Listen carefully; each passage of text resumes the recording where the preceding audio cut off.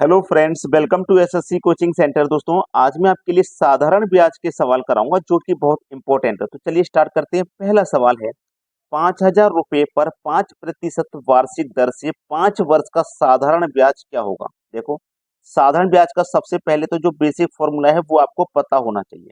तो simple interest बराबर P R T बट्टे में 100, ये फॉर्मूला होता है जिसमें पी का मतलब होता है प्रिंसिपल यानी कि मूलधन, आर का मतलब होता है रेट यानी कि दर, टी का मतलब हो टाइम यानी कि समय। ठीक है, चलिए अब हमसे पूछा है उसने सिंपल इंटरेस्ट यानी कि साधारण ब्याज क्या होगा। पी फॉर प्रिंसिपल यानी कि मूलधन हमें दिया गया है 5,000 रुपये, तो हम 5,000 ले लेंगे। रेट दिया गया हमारे पास 5% का, तो 5 ले लेंगे। टाइम दिया गया है 5 वर्ष का, 5 ले लेंगे। और बटे में कितना है भैया, 100। ये फॉर्मूला अगर याद है तो इस सवाल को करना बहुत इजी है। 2 जीरो से आपको ये 2 जीरो कटा देने हैं। 5 गुने 5 25, 25 का गुना 5 में करो तो हो जाएगा 125, और ये जीरो आ जाएगा लास्ट। यानी कि सिंपल इंटरेस्ट आप निकाल रहे थे, साधारण ब्याज निकाल रहे थे, कितना निकल के आ गया, 1250। 1250 कहाँ दिया गया है, बी ऑप्शन में। ये सवाल का बिल्कुल सही जवाब है। जो भी बच्चे नए देख रहे हैं, वीडियो को अगर लाइक नहीं किया ना, लाइक कर दिया करें। सभी बच्चे वीडियो को लाइक किया करें। अब देखते हैं अगला सवाल। अगला प्रश्न है, यदि 10 साल में 800 रुपये 1200 रुपये के बराबर है तो प्रति वर्ष साधारण ब्याज की दर प्रतिशत कितनी है। देखो, 800 रुपये आपने मान लीजिए बैंक में 800 रुपये जमा किए और वो हो गए 1200 रुपये। ठीक है, लेकिन कितने समय में हुए 1200, 10 साल में हुए भाई। ठीक है, 10 साल में हुए हैं ये 1200। 10 साल 800 जमा किए थे, 1200 रुपये हो गए, तो कितना ब्याज मिल गया आपको, 400 रुपये मिल गया ब्याज, है ना। 400 रुपये ब्याज ही तो मिला। चलिए, अब मैंने एक फॉर्मूला जो बताया था आपको सिंपल इंटरेस्ट वाला, वो आपको याद है या भूल गए। पी आर टी बट्टे 100, यही तो बताया था। अब इसमें सिंपल इंटरेस्ट नहीं निकालना। सिंपल इंटरेस्ट तो हमें पता है 400 रुपये ब्याज मिला है, तो यहाँ पे 400 लिखिए बराबर।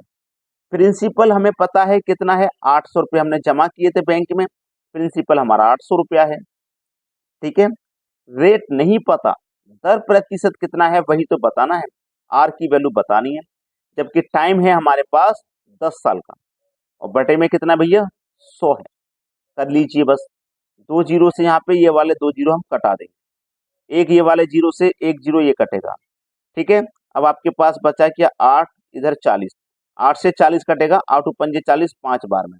इधर कितना आया भैया, 5, बराबर के इधर क्या है, आर।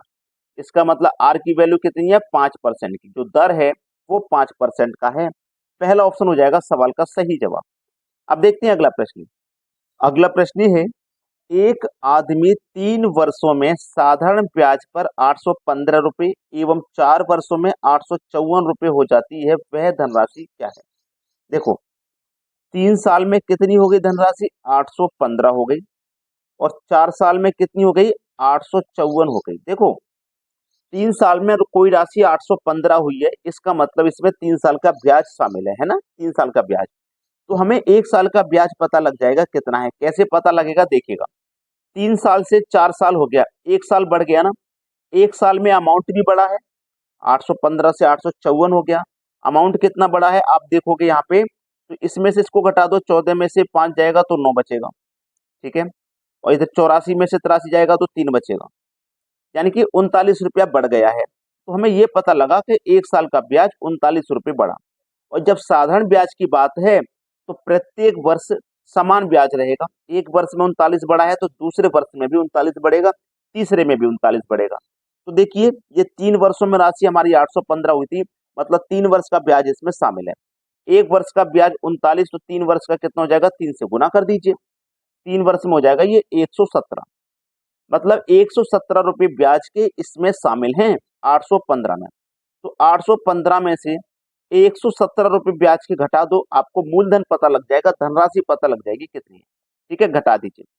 तो 15 में से 7 जाएगा, 8 आ जाएगा, इधर जीरो बचा यानी कि 80। 80 में से 11 जाएगा तो 69 आ जाएगा, यानी कि 698 रुपये है मूलधन। जो कि हमारे सी ऑप्शन में दिया गया, बिल्कुल सही जवाब। अब देखेंगे अगला प्रश्न। अगला प्रश्न है, यदि किसी धनराशि पर 6 वर्ष का साधारण ब्याज मूलधन के 30% के बराबर हो तो यह कितने समय बाद मूलधन के बराबर होगा? देखो ऐसा सवाल कभी भी पूछा जाए, आपसे क्या बोला है? 6 वर्ष के लिए, है ना? 6 वर्ष का साधारण ब्याज मूलधन के 30% के बराबर है, यानी कि 6 साल का जो रेट है ना वो 30% के बराबर है। 6 साल का रेट 30% है तो 1 साल का रेट कितना हो जाएगा भैया? 5%। सबसे जरूरी बात है ये, 1 साल का रेट कितना हो जाएगा? 5%। बस सवाल खत्म हो गया। ठीक है, अब आपको क्या करना है, कोई भी मूलधन होता है अपने आप में भैया कितना होता है? 100। ठीक है, हमसे समय पूछा है, उसने समय पूछा है तो समय में क्या करेंगे? रेट से डिवाइड कर देंगे। जो हमारा रेट निकल के आया 1 साल का, उससे डिवाइड कर देंगे 100 में। तो 100 में डिवाइड कर दो, 20 बरस निकल के आ जाएगा समय। अगर आपको समय दिया जाता और रेट पूछता तो रेट निकालने के लिए समय से डिवाइड कर देते 100 में। ठीक है, तो हमारा पहला ही ऑप्शन यहाँ पे सही जवाब हो जाएगा। अब देखेंगे अगला सवाल। अगला प्रश्न है, एक व्यक्ति ने एक बैंक में 15,000 रुपए 6 वर्षों के लिए जमा किया। यदि उसे 4500 का ब्याज प्राप्त हुआ हो तो ब्याज की दर प्रति वर्ष कितनी है? देखो जो मैंने आपको फॉर्मूला बताया था, साधारण ब्याज बराबर वही लगेगा पी आर टी बट्टे 100। इस फॉर्मूले को मत भूलना कभी भी। साधारण ब्याज हमें कितना मिला है? 4500 रुपये मिला है। ठीक है, ब्याज मिला 4500। प्रिंसिपल है 15,000। ठीक है, 15,000 प्रिंसिपल है। रेट हमें निकालना है, टाइम हमें दिया गया है 6 साल का, और बट्टे में क्या रहेगा? फॉर्मूले के अकॉर्डिंग 100।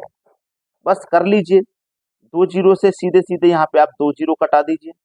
ठीक है, 15 से 45 कटेगा 3 बार में, 1 जीरो से 1 जीरो कटेगा तो ये वाला जीरो यहाँ पे आ जाएगा, इसका मतलब 30, और 6 से कटेगा 30, 6 पंजे 30, 5 बार में। तो बराबर के इधर कितना आया? 5, और बराबर के इधर बचा केवल आर यानी कि रेट। तो रेट निकल के आ गया भाई 5% का, यानी कि आपका सी ऑप्शन बिल्कुल सही है। तो अभी तक अगर किसी बच्चे ने लाइक नहीं किया ना वीडियो, जिस बच्चे ने लाइक नहीं किया लाइक करें, और सभी दोस्तों में वीडियो को शेयर भी कर दें। ठीक है दोस्तों, धन्यवाद।